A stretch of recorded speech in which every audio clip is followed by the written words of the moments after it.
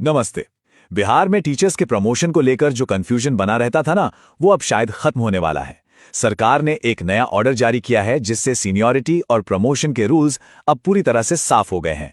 तो चलिए इस जरूरी बदलाव को आसान भाषा में समझते हैं।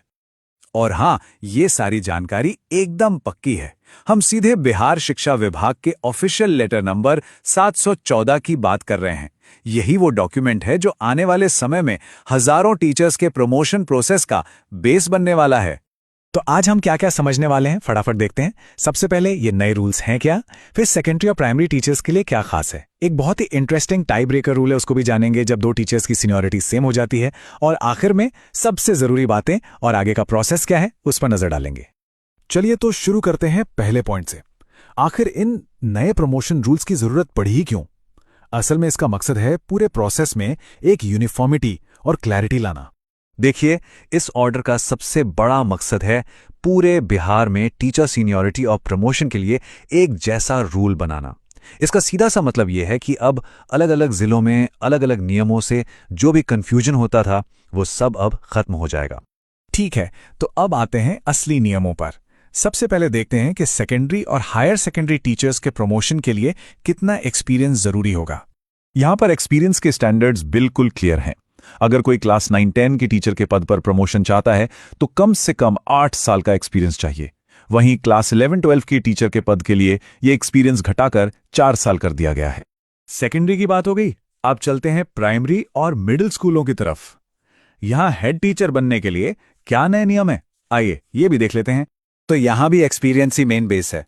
क्लास 1 से 5 तक के स्कूलों में हेड टीचर बनने के लिए 8 साल का एक्सपीरियंस चाहिए, जबकि क्लास 6 से 8 के स्कूलों के लिए यह सिर्फ 4 साल है। अब आते हैं इस ऑर्डर के सबसे मजेदार हिस्से पर, टाई ब्रेकर रूल। सोचिए, क्या होगा अगर दो टीचर्स की सीनियरिटी हर तरह से बराबर हो जाए? मतलब मान लीजिए दो टीचर हैं, दोनों का experience same, date of birth भी सेम, तो फिर सीनियर कौन माना जाएगा? है ना मुश्किल सवाल। लेकिन डिपार्टमेंट ने इसका भी एक बहुत सीधा साधा हल निकाल लिया है। तो इसका जवाब एक 3 स्टेप प्रोसेस में है। सबसे पहले यह देखा जाएगा कि ट्रेंड पे स्केल पहले किसे मिला। अगर वो तारीख भी सेम है तो दूसरा स्टेप है डेट ऑफ बर्थ। जो उम्र में बड़ा होगा वो सीनियर माना जाएगा। और अगर यहां भी टाई हो गया तो फिर आता है तीसरा और फाइनल स्टेप, नाम का पहला अक्षर। जी हां, इंग्लिश अल्फाबेट में जिसका नाम पहले आएगा वही सीनियर होगा। इस रूल के बाद किसी भी तरह के कंफ्यूजन की कोई गुंजाइश ही नहीं बचती। तो चलिए अब तक जो कुछ भी हमने समझा उसे जल्दी से समेट लेते हैं।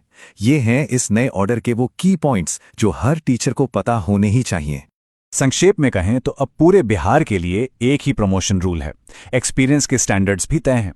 क्लास 1 से 5th और 9 से 10th के लिए 8 साल, और क्लास 6 to 8 और 11-12 के लिए 4 साल। टाई होने पर एक खास 3 स्टेप वाला टाई ब्रेकर सिस्टम है, और यही ऑर्डर भविष्य के सभी प्रमोशंस का आधार बनेगा। लेकिन सबसे बड़ा सवाल, ये नियम लागू कब से होंगे? तो इस तारीख को याद कर लीजिए, 22 नवंबर 2025। इसी दिन से ये नए नियम इफेक्टिव होंगे। तो अब जो भी करियर प्लानिंग करनी है वो इसी तारीख को ध्यान में रखकर करनी होगी। तो आखिर में सवाल ये उठता है कि क्या ये नए और साफ सुथरे नियम बिहार के हजारों डेडिकेटेड टीचर्स के लिए तरक्की के रास्ते को वाकई आसान और फेयर बना पाएंगे? इस पर सोचना जरूरी है।